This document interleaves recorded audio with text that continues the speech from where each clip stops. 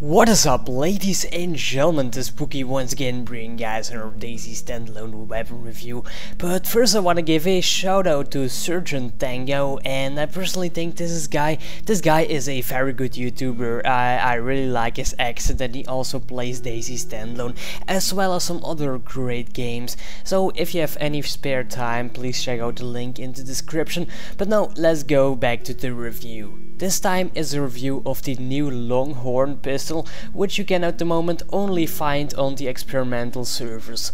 Like always, I'm starting off with some basic info about the gun.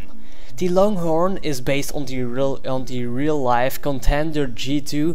The G2 was a newer version of the original Contender and was released in the late 1990s.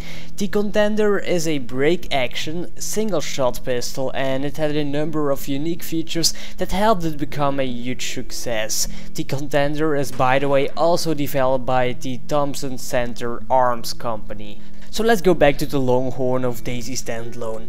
First, and a thing you really want to know, is where you can find it. And finding a Longhorn really is a tricky part. You have to search for the Longhorn at residential areas. The gun doesn't spawn on military spawn locations, and you can also not find it in police stations. The best place to get a Longhorn is in office buildings or schools.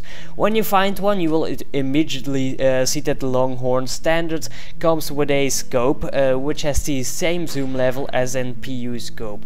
This gun is a single shot weapon which fires the same bullets as the Mosin, and you can't find a magazine for it, so you will have to drag every single round to your gun and reload. The reload animation of this gun is, by the way, so beautiful in my opinion. It has a lot of detail, and it takes around 8 seconds to reload this gun, which is also its biggest weakness. And because of this, I wouldn't recommend using this gun for close quarter gunfights, but you gotta know, the Longhorn is my favorite pistol at the moment in DayZ Standalone, simply because of the damage and the range. The Longhorn has basically a range of maximum 200 meters, and at every distance it only takes one shot to kill, so I would rather pick up this gun than a Magnum or an FNX. The gun is pretty low though, and there aren't really any attachments available. You can equip the pistol silencer, but it just does nothing.